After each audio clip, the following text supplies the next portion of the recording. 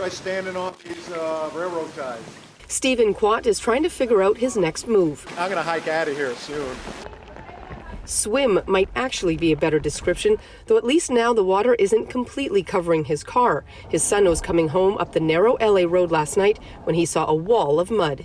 So he quickly, like in Die Hard 2, where they blew the tunnel and the water's coming down the tunnel and he's backing up at 100 miles an hour. That's what he did to back up from the mud flow and get up to the other side of the street, which is higher. You can see the level of the water. The cup holders are full of water. Scenes like this played out all over California. Residents and neighborhoods cleaning up again after the most recent storm dumped as much as 35 centimeters of rain in 24 hours. I thought at 5 o'clock we had it licked. I mean, I really thought we had it licked. And it just came out of nowhere everywhere. We worked hard the last week to make sure that this didn't happen. And it was just...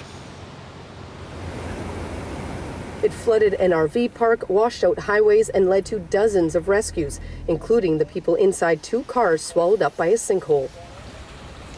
For some, cleaning up is a far too familiar routine. It was rising about 2 feet per hour, and we experienced this on New Year's Eve, so we kind of had our markers for, sort of 22 feet, but it kept on rising, and it did get quite scary.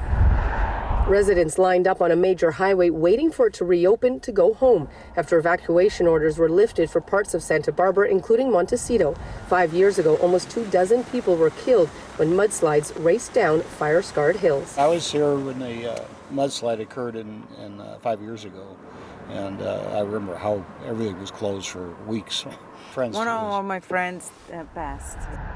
And a temporary break in the weather won't last long. Another storm is churning in the Pacific and expected to arrive Wednesday. And Susie, just looking at how wet the ground is behind you, obviously with each storm it gets more saturated, that gets more dangerous. What's the message from officials tonight?